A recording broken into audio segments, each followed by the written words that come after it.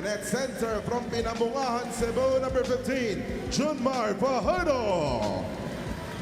Coaching that Rain or Shine can capitalize on, because looking at San Miguel, yung natural na sagot will always be Mar Fajardo. The advantage they will try to go to. Well, number one is try to run pick and rolls against with the criticism, but he is using it particularly as extra motivation to play better in today's game because he needs to make up for the loss of Gian Mamuyak, who sprained his ankle the other day in practice. Gentlemen. That's Eileen Shi completing entry pass para kay Fajardo. Eventually, nakuha pa rin ni Junmar. And that's 2 points for the Kraken.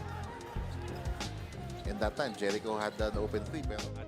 But look at this, the vision of the big man.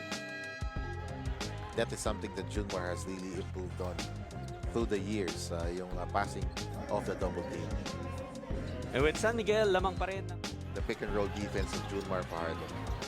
Yeah. I think that's a matchup that Junmar likes more against Torres kesa si Ponferrada.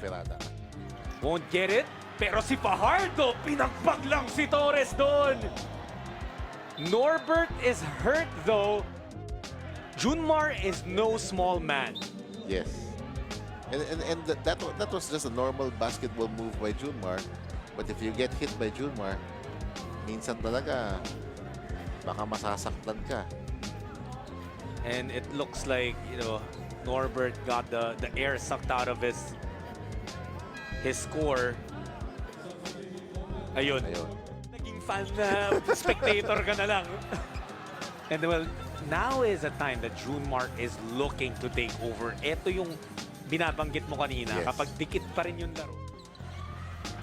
Fajardo, the feed to Cruz. Parang ang sikip nung spacing, but it still results to 2 points. And that's really Junmar Fajardo showing why he is Junmar Fajardo. This is really the evolution of the game for him. Very nice pass. Tama. Shoot, Junmar barrels in. Beautiful pass to Brondial.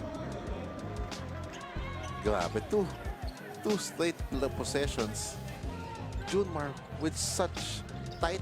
And it's Junmar to Jericho. What a pass! What a play! San Miguel up by 7. And that's the dominance that we are seeing from Junmar. He's not scoring, but he just got a couple of offensive rebounds and an assist. They give it back to Nieto. The time will run out here. They had some opportunities. Hindi lang pumasok yung mga tira for Rain or Shine. If they made that first three-pointer, may iwan pang oras dito for Rain or Shine to maybe have a comeback.